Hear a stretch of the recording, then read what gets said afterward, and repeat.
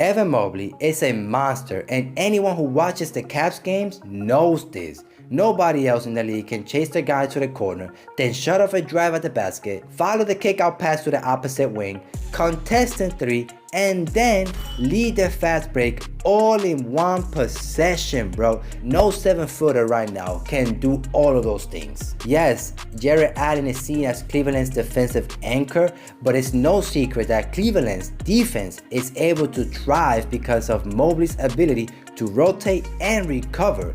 Mobley is the only center that when he gets switched onto the perimeter, bro, to a guard is actually looking for another screen. He doesn't want Mobley to be guarding him. I see that in a lot of occasions. This versatility should stand for something, right? That is why when we look at some numbers, we can see that he's third in total contested shots, first in contested 3-point shots, and to just point out fast, he's the only 7-footer in the top 15 in this category. And lastly, he ranks 6th in contested 2-point shots. Which player doesn't appear in none of these stats? The Defensive Player of the Year, Triple J. Winning the Defensive Player of the Year always comes down, or let's say often, it comes down to how good you are of an interior defender. That is why when we look at some stats and we see the block shots per game, we can see that Triple J actually led the NBA with 3 blocks per game, while Evan Mobley has 1.5.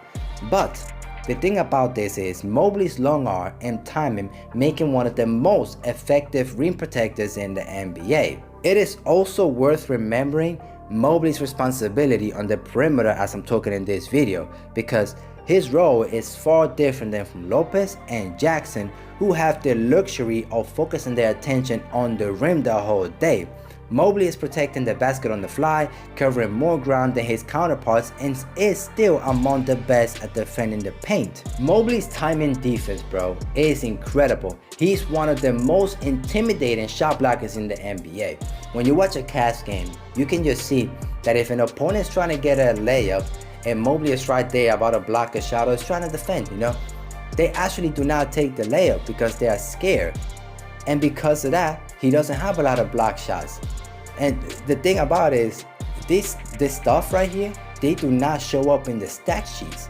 Yes, block shots do, but contesting shots don't always show up in the stat sheets. An opponent when they don't want to take a layup, they don't show up in the stat sheet. But he's one of the best defenders, bro. But you gotta watch a Cavs game to understand that. It's also important to point out that Mobley actually played almost every game this season. Mobley has been on the floor fulfilling his duties far more than any other Defensive Player of the Year finalist and even the Defensive Player of the Year winner, playing roughly 400 more minutes than Lopez and nearly 1,000 more minutes than Triple J, who actually ended up winning the Defensive Player of the Year. Mobley, bro, is not just durable enough to play a lot of games and play a lot of minutes, of course, but he's the best at avoiding fouls out of the 3 players here. Mobley actually fouled out in 2 games this season, and in 6 other games was about to foul out. Compare that to Jaren Jackson Jr., who fouled out in 4 games, and in 13 other times almost fouled out. But the crazy thing about this is Triple J actually played 17 games fewer than Evan Mobley. This stat right here clearly shows how impactful and how smart and how good Mobley actually is on defense. Look at this. He played a lot of more minutes than the other 2 players and had less fouls than them. That's crazy. I can't also forget to show you guys these stats right here. He leads the NBA in defensive win share and defensive real plus minus. I'm not an advanced stats guy, but these stats here show that the dude is the real deal. Mobley is a monster, bro, on defense. I can't believe that he didn't actually win the Defensive Player of the Year now that I'm making this video. It's crazy to think because he's the best defender on the best defensive team. The Cavs are the best defensive team in the NBA this season, which is crazy to me that he didn't actually end up winning the Defensive Player of the Year. Nobody in the NBA can chase the guard to the corner. Then when he notices somebody is driving to the basket, he can help defense to shut that thing off. Then when this person, let's say, kicks out a pass to the opposite wing, Mobley can actually reach this guy and contest a 3-point shot. Nobody can do that in the NBA, man, other than Evan Mobley at a consistent pace. Let's say it like this. Every game, you will see Mobley do that about 3 to 4 times.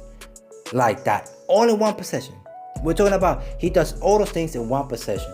Brook Lopez can't do that. Triple J can't do that. Yes, they are great interior defenders, but Mobley to me is a way better all-around defender. He's one of the best shot blockers, and for a 7-footer, he can guard the perimeter. Tell me another 7-footer that can guard the perimeter like Evan Mobley. I'll wait. You can't. I'm sorry. But let's end the video like this, guys. I give respect to Triple J. He deserves it. I'm really happy that he won it.